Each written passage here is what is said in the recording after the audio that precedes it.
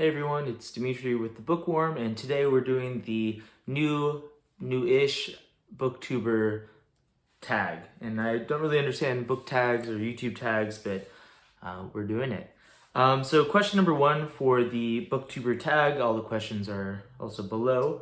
Why did you start this channel? Great question. I love reading. It's one of my favorite things to do. I've always, when I read, I have this idea in the back of my head that I'm not being creative enough, right? Reading's definitely not a passive activity, but how do I make reading into a more active, engaging, where I'm actually creating along with it? And so I felt like Booktube, I could write essays and book reviews, but I really don't feel like people would read that. And I really love kind of the community aspect of Booktube. And so it's just it's an accessible way for me to get my ideas out there and to think more critically about the books that I read. And ultimately really just to create more and to feel more creative alongside one of my favorite hobbies, which is reading. I also, I don't understand something really until I write it. I think writing is one of the best ways to try to understand certain ideas, and Booktube is an excuse for me to write more and to also feel like I'm joining a conversation. So that's kind of what I like about Booktube. What are some fun and unique things you can bring to Booktube? Question two. I'm an English teacher. I teach high school English. I think that's a different lens from what I've seen too much on Booktube. I also read all over the place. I love reading comics, which I've kind of discovered later in my life, and I love classics and forms other forms of literature. And I also, that kind of difference in reading types, what might be considered low art with comics and high art with classic literature.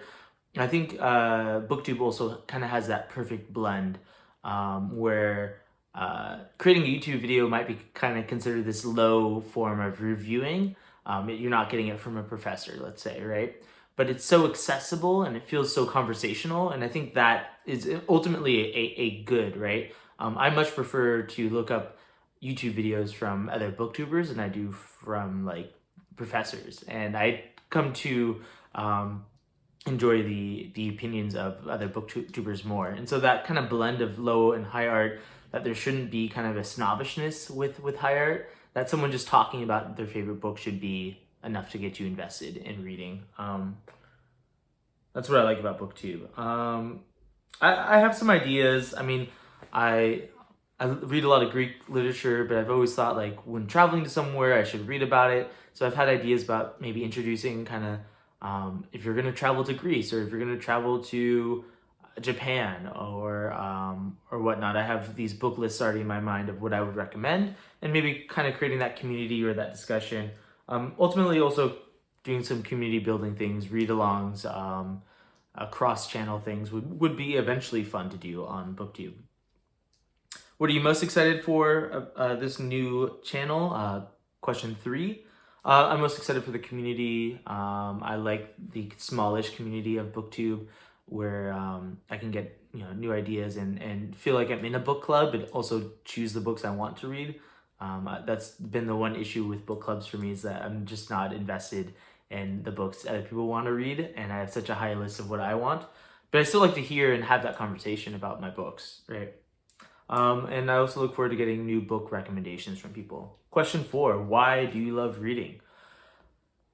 This question probably changes month to month, but right now the answer to why I love reading is that I think reading builds empathy and self-knowledge, maybe better than any other activity. I think the only other activity that comes close to building empathy and self-knowledge at the same time is maybe traveling, but reading is just way more accessible for that. And yeah, I think it's really hard to build empathy without reading, and to truly know yourself, right, without reading. What book series got you into reading? I have two questions for two different phases in my life. When I was a little kid, my dad used to read Greek mythology to me all the time, and I always loved the aspect of this is how people tried to understand the world and make sense of it and explain things back in the day. Everything was explained through stories, right? The story was like the first true science. And so stories are a way to understand the world and to understand different cultures. And the second series, so I learned that through Greek mythology, and I think I've always kind of kept that belief with myself. The second kind of series that got me into reading was in middle school when I read Hitchhiker's Guide to the Galaxy. That series just made me laugh out loud. I didn't think reading could be as hilarious. But also the other part of it is there's a lot of like opinions and beliefs in that book that I at that time did not agree with, and it subverted a lot of my cultural like upbringings. And so I like that, Greek mythology taught me how to explain the world, and Hitchhiker's Guide to the Galaxy at a younger age taught me that it's good to subvert and to question culture. Okay, question 6. What questions would you ask your favorite booktubers? I don't know what I would ask them. But my favorite booktubers, I really like the Bookchemist. I think he has some really great material. Better Than Food is amazing. And there's a new booktuber that kind of started when I started, and I've really enjoyed building a community with him, Levity Books. So those are my 3 favorite. I would like to be introduced to more channels. I'll link the ones I know below, but what booktubers do you guys recommend? Who do you think I would be interested in watching or conversing with as well? 7, what challenges do you think would be hardest to overcome on Booktube? I'm not super invested in editing. I usually do my videos in one take. That might change later. I probably should feel more professional doing this, but I also like making this as accessible for me to just get ideas out there. And so I think that's going to be a big hurdle for me. And also just being consistent. And I think those things kind of go hand in hand, right? If I start over editing things, then I'm going to be less consistent because I'll care less about it. When did you start reading? My kind of grown eye roll answer is everything is reading. I've always been reading, right? You read a clock, you read street signs, you're reading body language. That's a stupid answer, but that's what I'm saying. Where do you read? Pre-pandemic, I read all over the place. I read on BART, which is our public transportation system over here. That was my favorite thing on the way to work. I had rare for BART commutes, but I had like a somewhat quiet BART ride where I can just sit down and read. I always got the coveted seats on BART, which is great, or usually did.